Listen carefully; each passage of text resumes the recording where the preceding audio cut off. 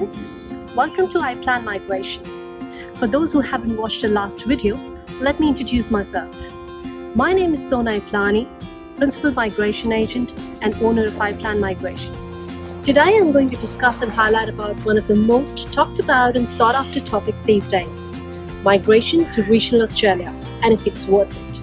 Undoubtedly, regional migration is becoming one of the most attractive pathways for skilled migrants all over the world. Nevertheless, it's highly essential to understand the basic reasons behind this growing trend and whether it's worth making this move. The Australian government is strongly committed to supporting migrants in these regional areas. In fact, it announced major changes last year in November 2019 to the entire migration program to further boost the economy and these regional areas. In fact, these changes not only opened exciting new pathways and opportunities for the skilled migrants, it also supported the local regional communities and businesses to get the right skills in the right regions. So what is regional Australia and whether it's worth migrating to? Well, these are the common questions that cross one's mind even before considering this life-changing decision. For the purpose of migration, most locations in Australia outside major cities, including Sydney, Brisbane and Melbourne, are considered as the designated regional areas, which are further defined by postcodes and various categories. So what are the star benefits of regional migration, or the so-called regional incentives? Amazingly, there are plenty and each one is highly lucrative. Let's take a look. Number 1. Access to a broad range of occupations, including additional regional skilled occupation list. This implies much more number of occupations to choose from depending upon your skills as compared to non-regional visas. This key benefit will result in more opportunities for prospective visa applicants to qualify for a skilled regional visa. Number 2. Priority processing. All regional visas will receive priority processing, resulting in much quicker decisions on visa applications, which meets the requirement of the state and territory and the visa program. As per the recent invitation rounds, the processing times observed was as less as about 1 to 3 months approximately, as compared to many other occupations for visa subclasses including 189 and 190, which can take up to 12 months or more. Number 3. More points awarded to subclass 491 visa applicants. Currently, 15 points will be awarded for designated regional nomination by either a state or territory government agency or sponsorship by a family member residing in regional Australia. In comparison, only 5 points are allocated for nomination under subclass 190 visa. So what does it mean?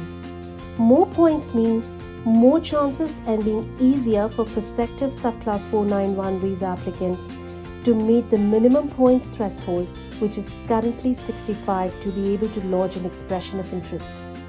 A higher point score also means more chances to be invited to apply for the visa as compared to other skilled visas. Number 4. Extra 1-year visa for international graduates from regional institutes. International graduates with a bachelor degree or higher from a regional campus of a registered institution will be eligible to access additional year in Australia on post-study work visa subclass 485. This makes it highly attractive pathway for students from these areas, including Perth, Gold Coast, Newcastle, etc., who would otherwise struggle to meet the requirements, including the points test for other visas such as 189 or 190. Number 5. Access to Medicare. Subclass 491 visa holders are eligible for Medicare, which is Australia's public healthcare system, which can cover costs related to seeing a doctor, accessing other health services, etc., as per the Medicare policy. Now, this is an amazing benefit resulting in an affordable living with access to top-class health system in Australia. Number 6. Pathway to PR, which is indeed the topmost benefit. After demonstrating that you have lived and worked in a designated area of regional Australia for at least 3 years as a holder of the subclass 491 or 494 visa, applicants can be eligible to apply for a PR visa subclass 191 provided they meet all the other requirements and conditions, including to show that they have earned a minimum taxable income currently set at 53,900 Australian dollars for 3 years. One important point to note is that you can work in any occupation during these 3 years to meet the criteria, which is in fact a great flexibility in this regard. Let me highlight the two main skilled regional visa options briefly. Number 1.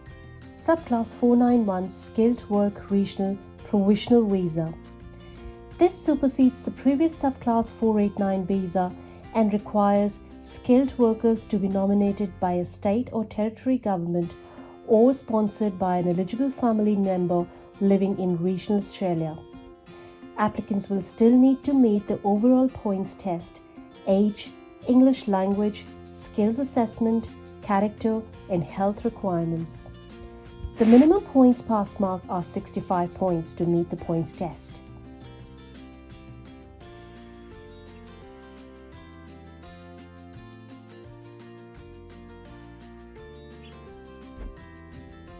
The second visa option is a Subclass 494 Skilled Employer-Sponsored Regional Provisional Visa.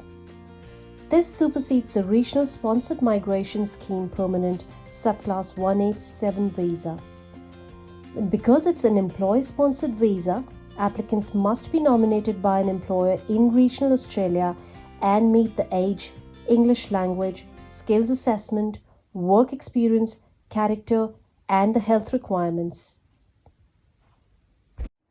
You may not be aware that regional Australia contributes 1/3 to the national output and is home to about 9 million people and still growing. A lot of initiatives have been taken by the Australian government and the regional communities, including local businesses and organisations such as Regional Australia Institute, which are helping these migrants in the settlement process and promoting the employment opportunities in these areas. With these initiatives, migrants can have meaningful work in these areas which they may not have access to otherwise in the big crampy cities where the competition is tighter and higher. In fact, in one of the recent reports released by the Regional Australia Institute, confirms that about just under 500,000 people left the big cities to move to these regional areas in the last census period, and it's just the beginning. While the current COVID-19 pandemic is certainly overshadowing the entire world and halted the Australian migration, it is expected to resume in near future so that the migrants can reap these regional incentives as much as they can. In fact, one of the positive impacts of this COVID-19 is the change in our perspective and the change in the way we've started working, especially the remote working flexibility, which many businesses have adapted so that it makes it even more meaningful for the migrants to come and live and work in these regional areas. It is a fantastic place to live, work, and raise your family with great affordable schools, universities, colleges, and supermarkets. Regional Australia is no different from other parts of Australia when it comes to its beautiful weather, people, and one of the most successful multicultural societies in the world. Please feel free to contact us via phone, email, our Facebook page, or a website inquiry. So reap the benefits when you can before it's too late, because it's worth it.